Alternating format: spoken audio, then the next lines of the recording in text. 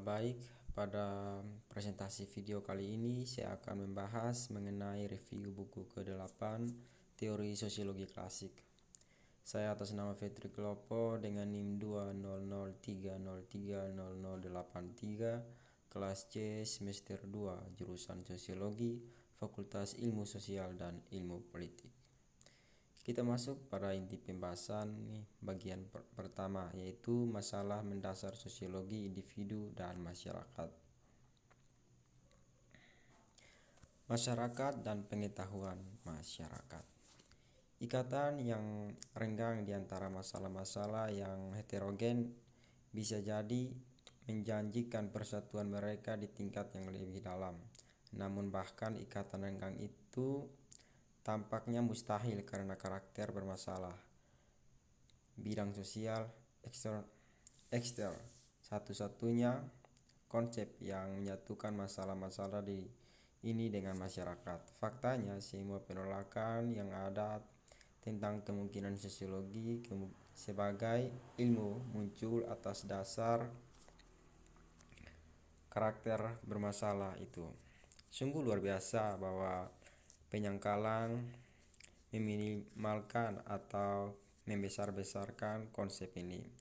Keberadaan kami dengar adalah atribut eksklusif individu, kualitas, dan pengalaman mereka.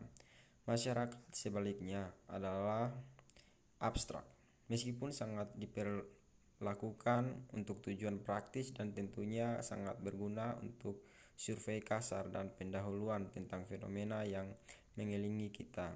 Itu bukanlah objek nyata.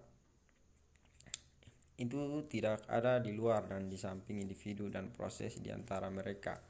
Setelah masing-masing individu ini diselidiki dalam karakteristik alam dan historisnya, tidak ada yang tersisa melalui materi pelajaran dan ilmu tertentu.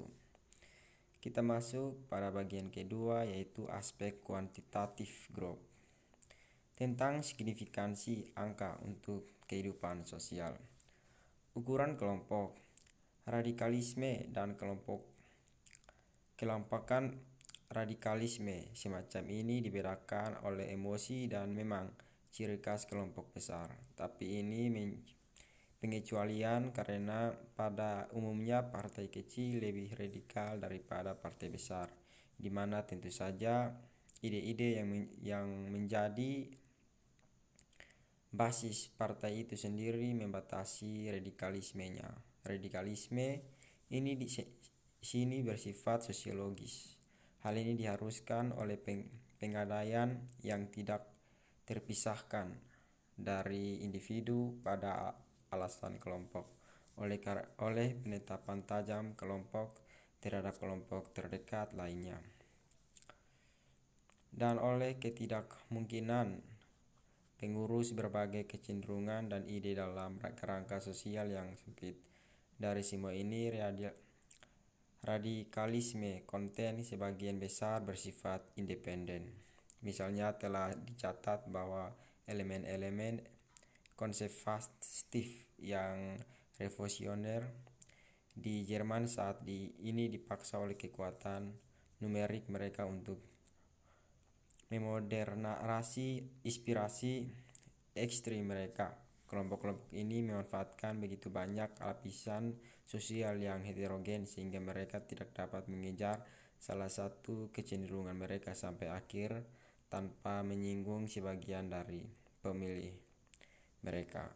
Dengan cara yang sama, Partai Sosial Demokratik tidak dipaksa oleh fakta jumlah anggotanya yang besar untuk mencairkan radikalisme kualitatifnya, untuk memberikan ruang bagi penyimpangan dari dogmanya, dan untuk memungkinkan kompromi tertentu dengan keteguhannya. Jika tidak secara langsung, setidaknya di sana sini dalam tindakannya. Ini adalah solidaritas tanpa syarat dari unsur-unsur yang menjadi dasar kemungkinan sosiologis radikalisme. Solidaritas ini menurun dalam ukuran di mana peningkatan numerik melibatkan penerimaan elemen individu yang heterogen. Untuk alasan ini, koalisi pekerja profesional yang tujuannya adalah perbaikan kondisi kerja, tahu betul bahwa mereka berkurang dalam kohesi batin. Kita masuk pada bagian ketiga, yaitu superordinasi dan subordinasi. Subordinasi di bawah pluralitas. Subordinasi di bawah pluralitas heterogen. Dalam analisis sebelum tentang subordinasi di bawah pluralitas, elemen tunggal yang membentuk pluralitas terordinasi, atau dalam semua hal yang relevan, mereka berperilaku seolah-olah ada. Fenomena baru muncul bagaimanapun segera setelah pluralitas subordinat tidak bertindak sebagai satu kesatuan dari unsur-unsur yang homogen. Dalam hal ini, para superordinat bisa jadi berlawanan satu sama lain, atau mereka mungkin membentuk skala di mana beberapa dari mereka adalah bawahan dari atasan yang lebih tinggi. Kita masuk pada bagian yang keempat, yaitu rahasia dan perkumpulan rahasia. Pengetahuan, kebenaran, dan kepalsuan dalam hubungan manusia. Pengetahuan satu sama lain. Syarat pertama harus berurusan dengan seseorang adalah mengetahui dan siapa seseorang harus berurusan. Fakta bahwa orang biasanya memperkenalkan diri satu sama lain setiap kali mereka terlibat dalam percakapan dengan durasi berapapun atau bertemu di tingkat sosial yang sama, dapat dianggap sebagai bentuk kosong. Namun itu adalah simbol yang menandai dari pengetahuan timbal balik yang diandalkan oleh setiap hubungan. Kita sangat sering tidak menyadari karena untuk sejumlah besar relasi kita hanya perlu mengetahuinya dengan cukup. Kecenderungan dan kualitas tipikal hadir di kedua sisi. Karakter penting dari kecenderungan. Kecenderungan ini biasanya hanya diperhatikan jika kadang-kadang tidak ada. Itu akan menjadi sesuatu yang spesial. Investigasi untuk mengetahui jenis dan tingkat pengetahuan timbal balik yang dibutuhkan oleh berbagai hubungan antara manusia, untuk mengetahui bagaimana asumsi psikologis umum yang dengannya setiap orang mendekati orang lain, terjalin dengan pengalaman khusus terkait dengan individu tertentu yang berinteraksi dengan kita. Bagaimana di banyak bidang pengetahuan timbal balik tidak harus sama di kedua sisi atau tidak diizinkan untuk menemukan.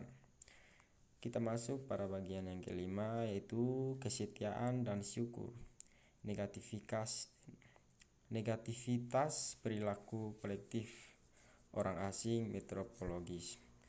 Kesetiaan dan syukur. Kesetiaan adalah salah satu cara-cara perilaku yang umum yang mungkin menjadi penting dalam semua interaksi di antara manusia, tidak peduli betapa berbedanya mereka secara material atau sosiologis.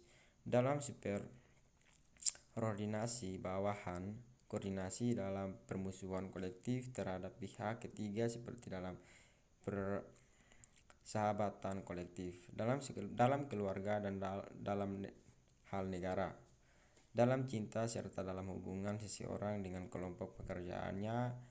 Dalam semua struktur ini yang diteliti murni dalam konstelasi sosiologisnya, kesetiaan dan sebaliknya menjadi penting. Tetapi kesetiaan itu penting sebagai bentuk sosiologis orde baru. Orde kedua, ini seolah-olah bagaimana instrumen hubungan yang sudah ada dan bertahan.